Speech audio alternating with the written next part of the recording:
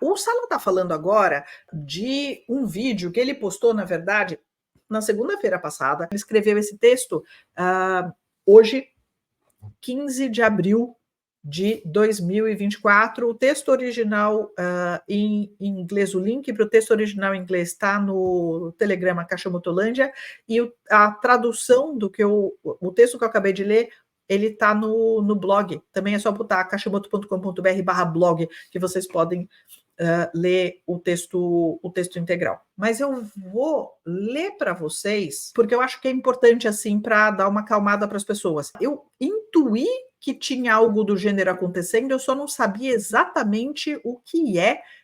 Eu não tinha informação para justificar aquilo que eu achava que era. Então, eu vou ler para vocês, tá? O título do vídeo é Mensagem da Federação Galáctica de Mundo sobre o conflito.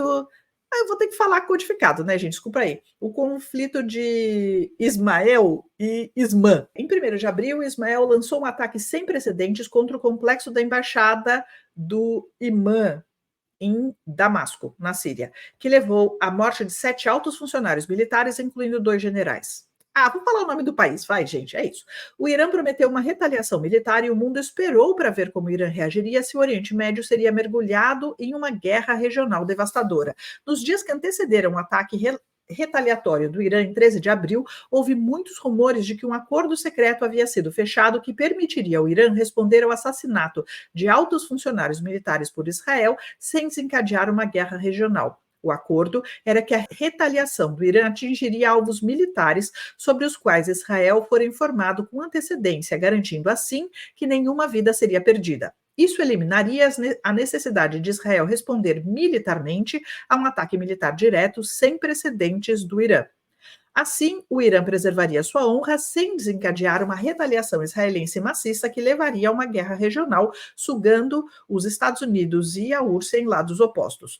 Os rumores de um acordo secreto foram amplamente comprovados por uma declaração das Forças de Defesa de Israel, que são conhecidas como IDF, após o ataque iraniano de 13 de abril, que resumiu os eventos daquele dia, que diz o seguinte: o lançamento de dezenas de mísseis terra-superfície do Irã foram identificados se aproximando do território israelense. O IDF, a Aerial Defense Array, interceptou com sucesso a maioria dos lançamentos, usando o sistema de defesa aérea Arrow, juntamente com os aliados estratégicos de Israel, antes que os lançamentos cruzassem o território israelense. Um pequeno número de ataques foi identificado, incluindo uma base da IDF no sul de Israel, onde pequenos danos foram causados à infraestrutura. Os militares de Israel confirmaram que, juntamente com seus aliados, os Estados Unidos e o Reino Unido, interceptaram com sucesso 99% do ataque retaliatório do Irã, com apenas pequenos danos à infraestrutura, sem perda de vidas. O ataque com mísseis iranianos, a interceptação israelense e a ausência de mortes confirmam que um acordo secreto foi de fato alcançado, como sugerido por várias fontes antes do ataque retaliatório do Irã. É altamente significativo que, antes do ataque iraniano de 13 de abril, Helena Danami notificou de uma mensagem que recebeu de Torhan Eredion, um alto comandante da Federação Galáctica de Mundos. E em sua mensagem, Torhan compartilhou informações sobre o acordo secreto e como a relação com uma aliança da Terra com a qual a Federação Galáctica tem trabalhado nos bastidores. A mensagem de Torhan dá mais detalhes sobre o acordo secreto e como a relação com a batalha mais ampla entre a Aliança da Terra e o Estado Profundo sobre o futuro do planeta, bem como a revelação extraterrestre. Segue a mensagem de Torhan e a análise do Sala. Torhan, 13 de abril de 2024. Em 11 de abril de 2024, funcionários do governo e líderes militares de vários países membros da Aliança da Terra se reuniram em segredo para discutir um plano de ação contra o Estado Profundo. Os chapéus brancos dos Estados Unidos estavam lá, assim como Putin, alguns representantes do Irã e de países islâmicos de, entre aspas, poder secundário, que recentemente aderiram à aliança, como a Arábia Saudita e Egito, entre muitos outros. A Aliança da Terra vem se preparando para derrubar o Estado Profundo há algum tempo, trazendo de volta países islâmicos como o Egito, que eram financeiramente dependentes dos senhores bancários do Estado Profundo. Quando esses países recuperaram sua independência do Estado Profundo, eles se juntaram à Aliança da Terra e mudaram de lado. Não se trata apenas de uma guerra entre dois países. Há um lado positivo profundo e complexo. O conflito Irã-Israel é apenas a ponta do iceberg. A realidade por trás disso é de um acordo. A Aliança da Terra está negociando uma lista de coisas, incluindo o Estado Profundo e seus ativos deixados na Ucrânia. Quando a diplomacia não funcionou como esperado, o segundo passo foi a tática do susto. No entanto, a situação é mais complexa do que isso. O Irã não quer entrar em uma guerra, quer apenas ameaçar para fazer o Estado Profundo recuar nos termos deste acordo de vários níveis. Se a tragédia acontecer, não será por vontade da Aliança da Terra, mas como resultado da resistência do velho paradigma.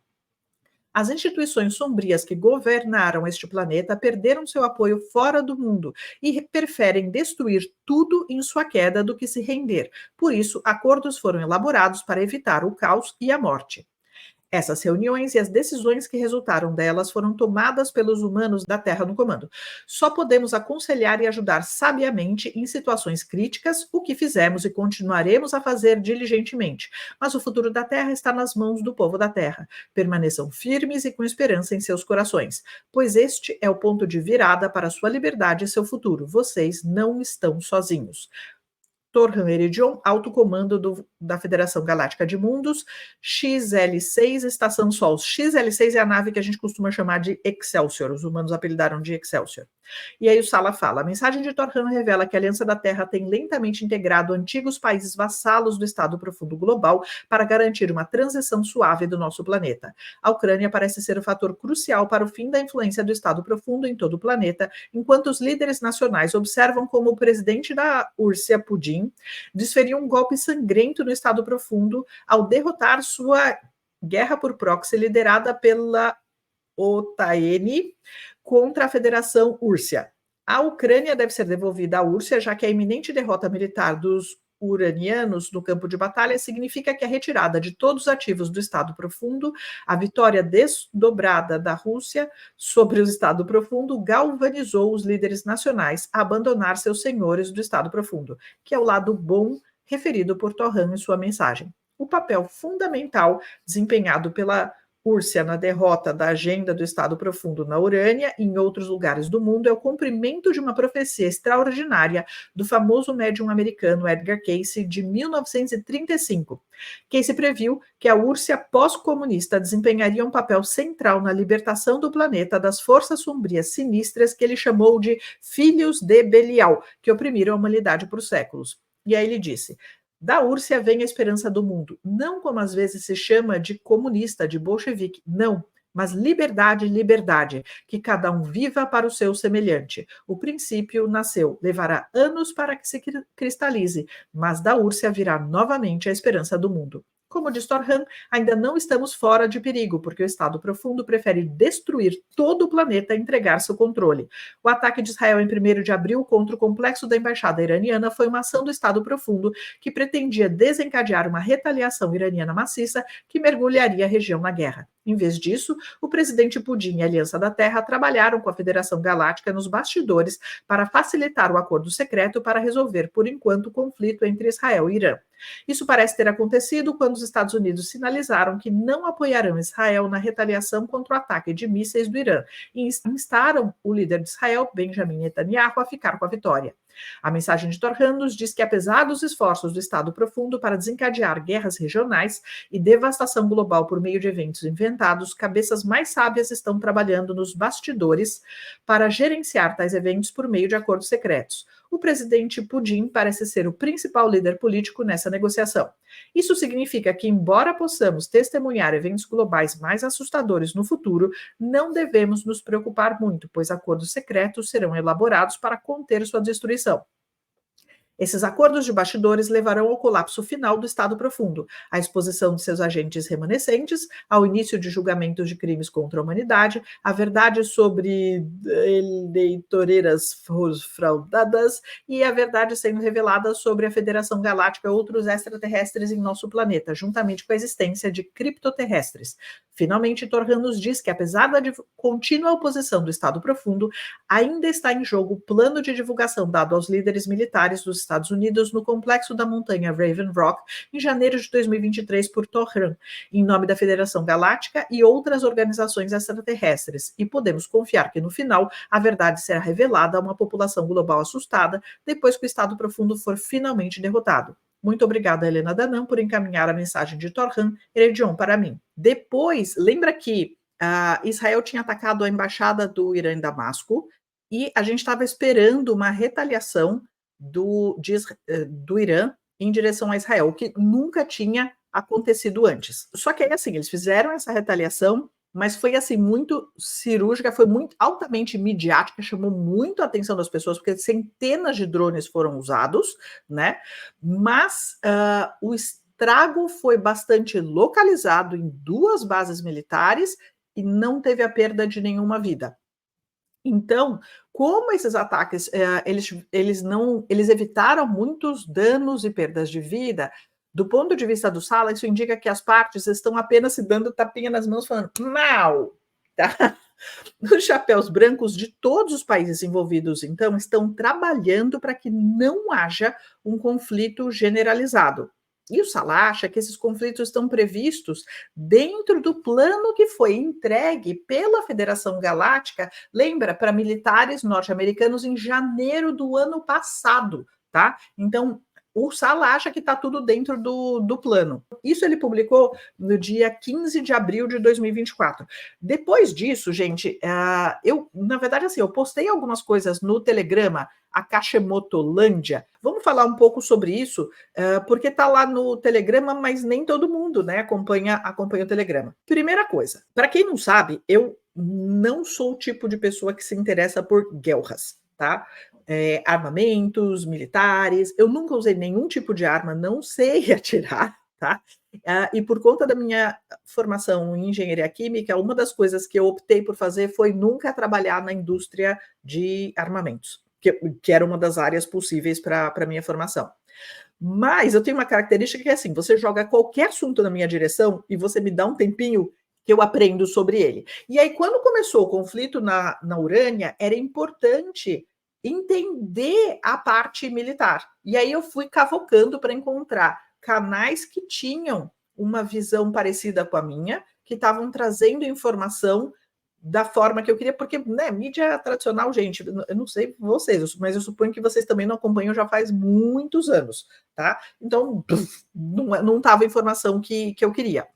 Então, quando eu digo para vocês assim, porque teve uma postagem, quando estava tendo toda essa treta, no final de semana que estava tendo essa treta, eu deixei bem claro, eu falei assim, não teremos um conflito mundial. Mas eu não estou falando isso tirando da minha cabeça só porque eu sou uma pessoa super otimista que adora falar esse tipo de coisa, tá?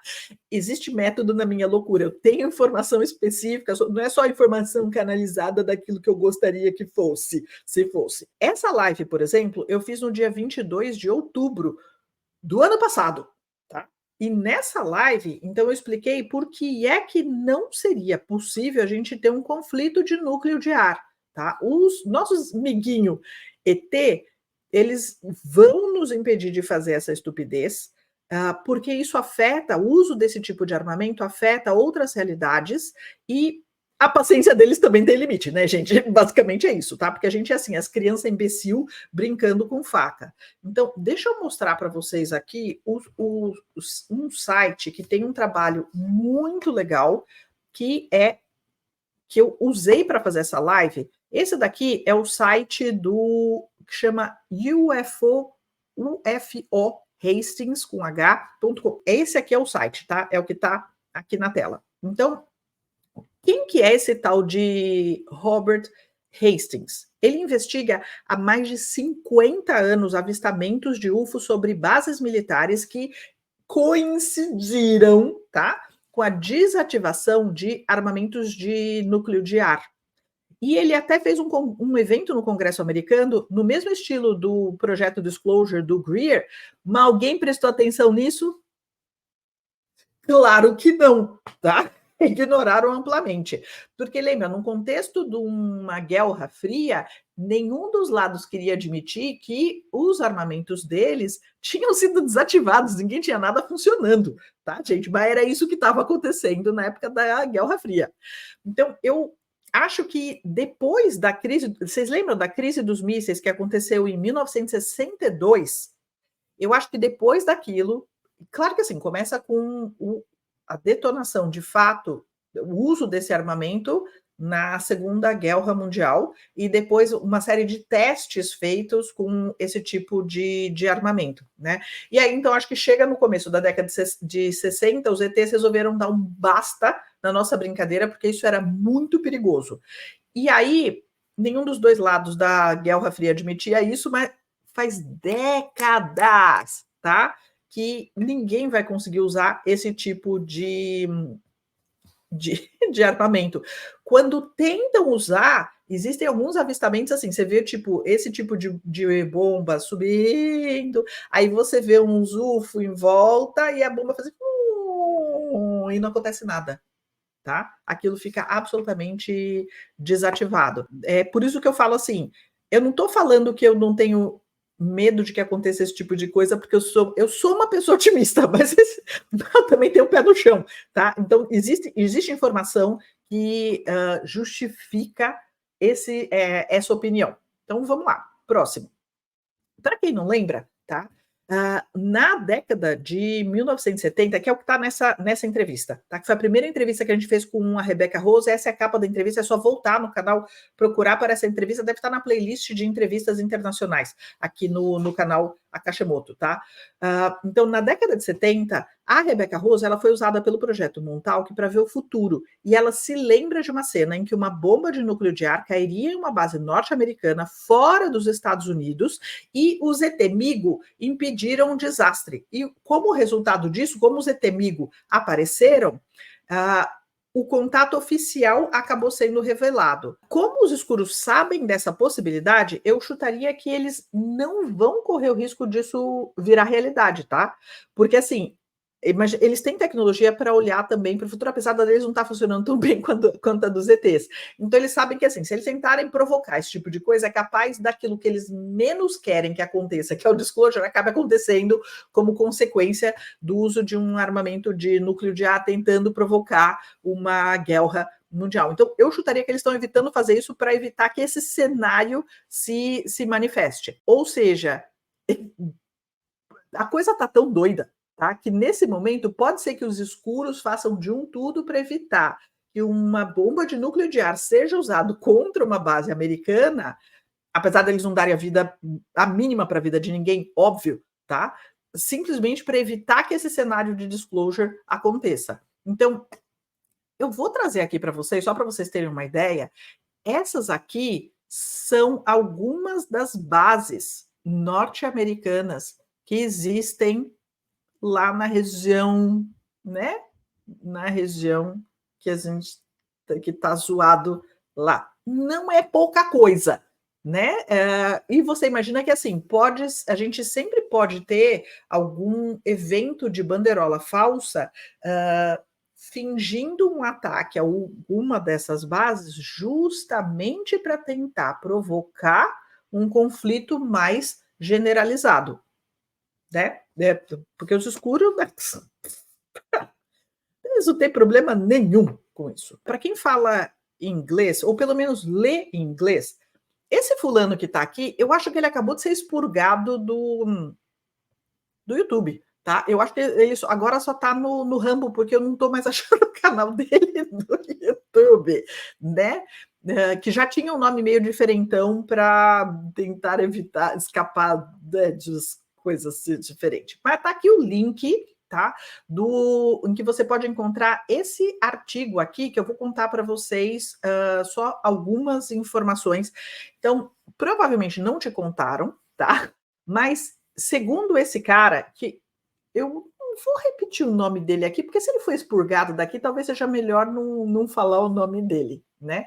Mas ele é um ex-marinheiro. O que é interessante é que ele é ex-inspetor de armas da ONU. Lembra naquela época que teve um conflito no Oriente Médio, em que teve um país do Oriente Médio que foi acusado de ter armas de destruição em massa, não sei o que lá. Ele era inspetor da ONU de armas naquela época. Tá? Então, ele conhece muito bem essa região e as coisas que tem por trás. Tá?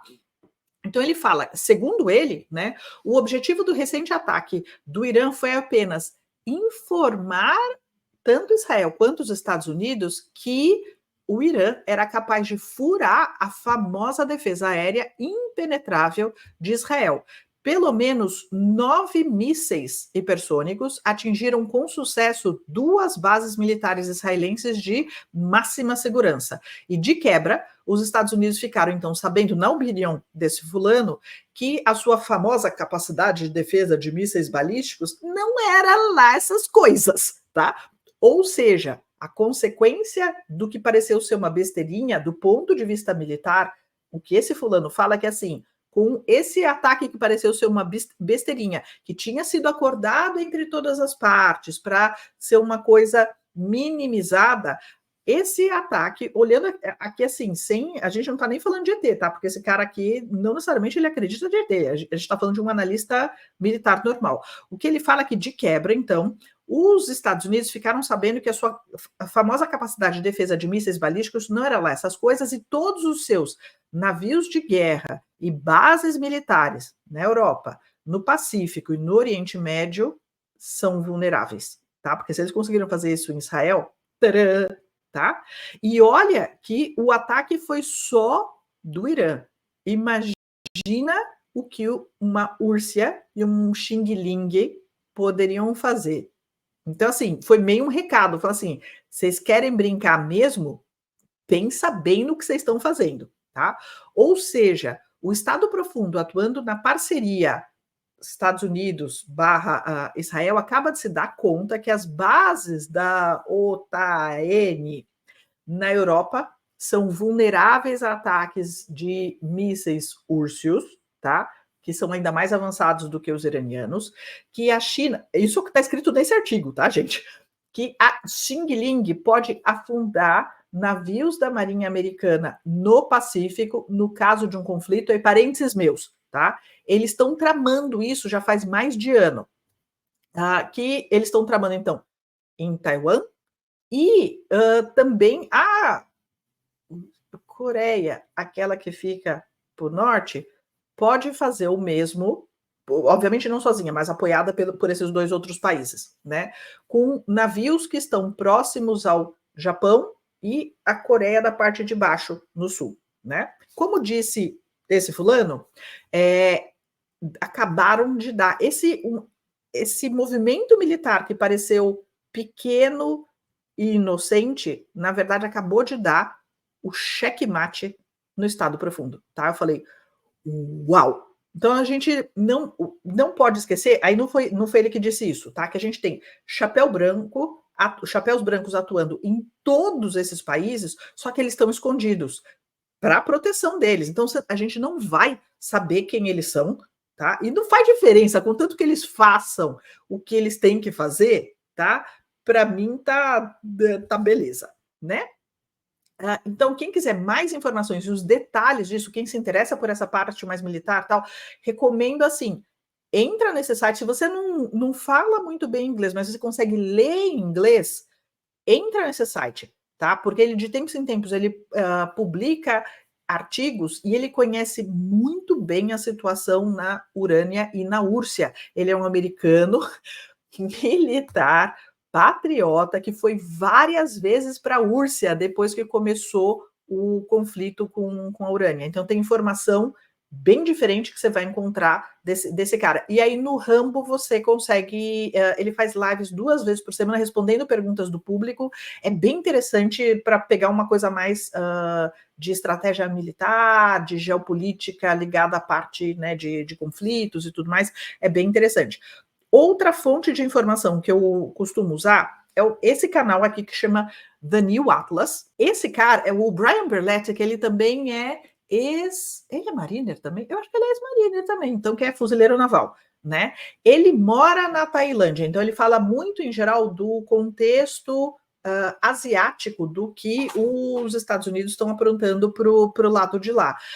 E ele está cobrindo a situação na Urânia, então é muito interessante porque assim, eu aprendi muito nos vídeos, ele explica como é que funciona a estrutura de combate, quais são as estratégias que são usadas, como é que você calcula armamento, infraestrutura, a parte econômica dos oponentes para saber até onde dá para ir. E ele já está cantando a bola já faz algum tempo, o fulano anterior também, de que neste momento os Estados Unidos não têm capacidade de ter mais de um fronte de combate, tá? Então, a ideia de que eles dariam conta de continuar bancando a Urânia, bancar Israel e começar algo em Taiwan, assim, ideia de jirico, tá? Não, não funciona. Chuta aí no chat, gente, há quanto tempo você chutaria que os Estados Unidos estão tentando forçar o Irã a atacar para poder atacar de volta? Chuta aí, quanto tempo faz, gente?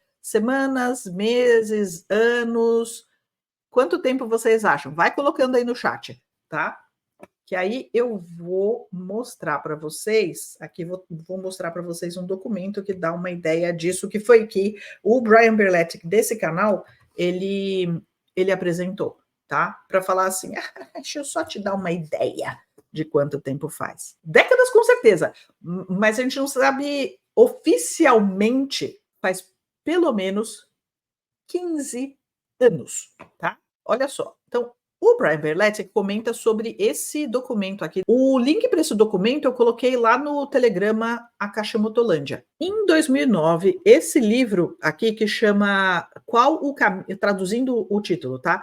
Qual o caminho para a Pérsia? Opções para uma nova estratégia americana em relação ao Irã. Ele apresenta 4 abordagens possíveis para a política dos Estados Unidos em relação ao Irã: uma solução diplomática, uma resposta militar, mudança de regime e a estratégia de contenção.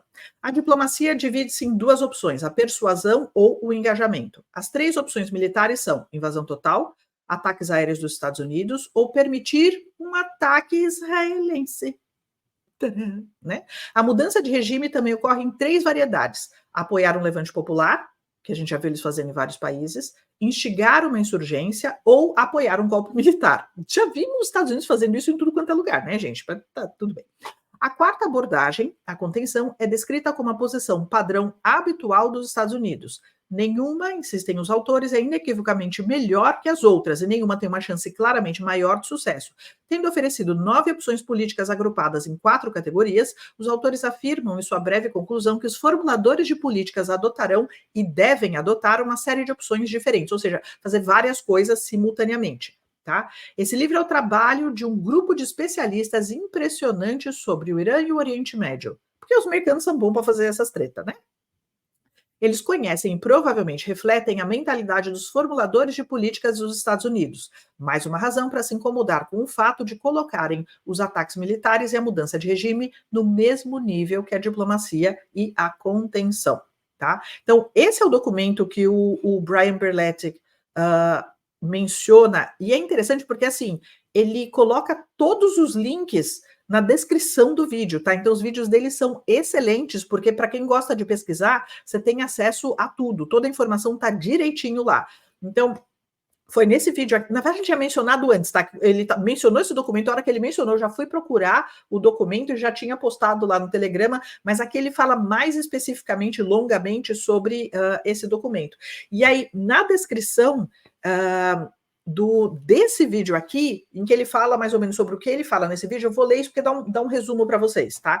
Então ele fala que, longe de ser uma série de erros diplomáticos, a escalada das tensões no Oriente Médio faz parte de uma política de longa data dos Estados Unidos de levar o Irã à guerra aberta em busca de contenção e mudança de regime. Como os Estados Unidos usaram o conflito para se reafirmar sobre a Europa, tentando engolir o Oriente Médio em conflito para se reafirmarem mais uma vez lá. É o terceiro ponto.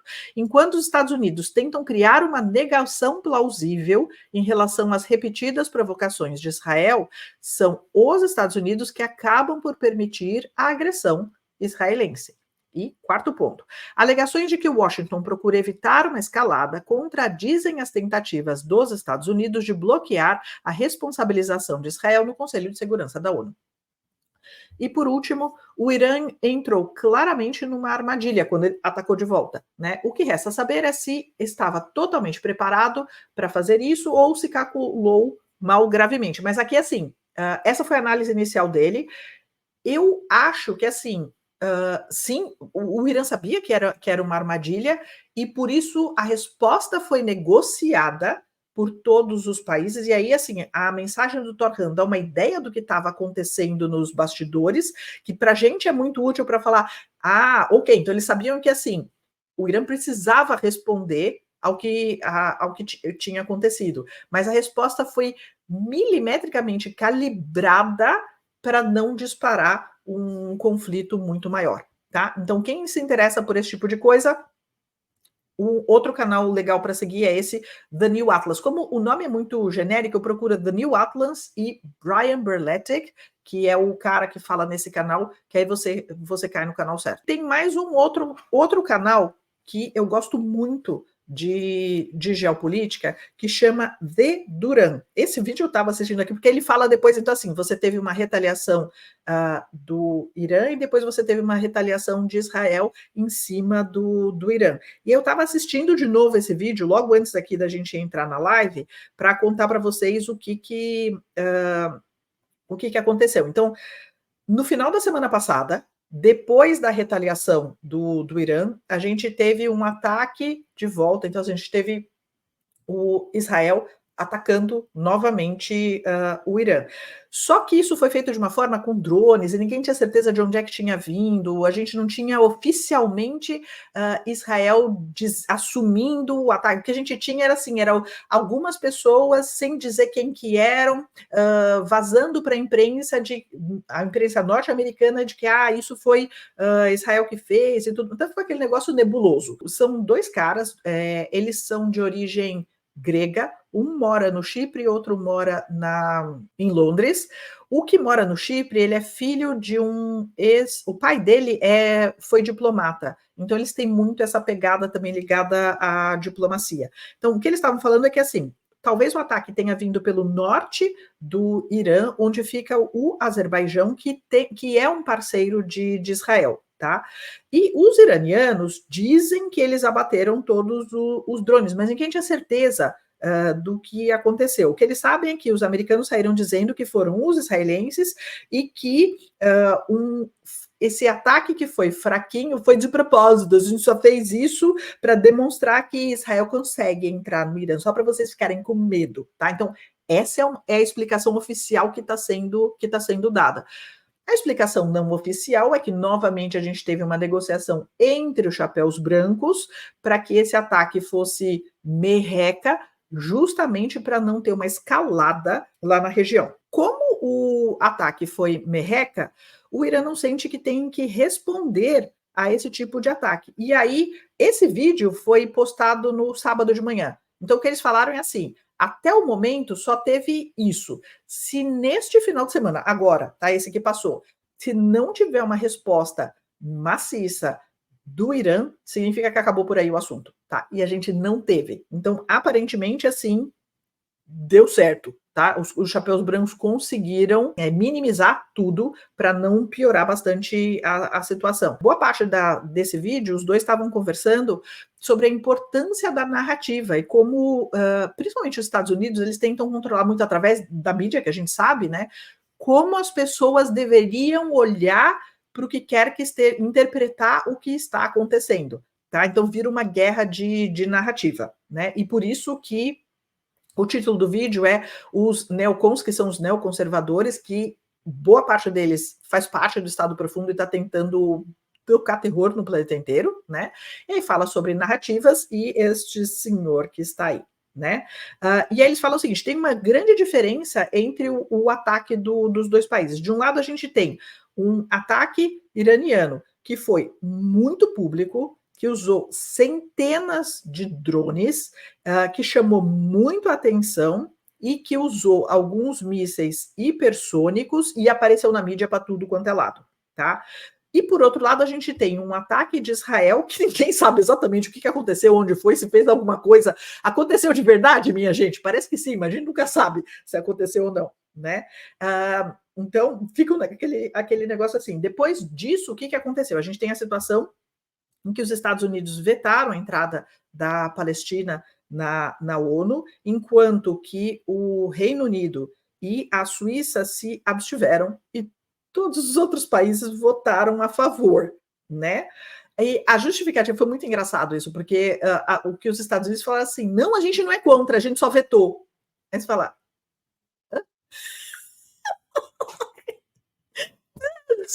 o nível de loucura ficou assim, para quem é bem idiota acreditar nessa história, né?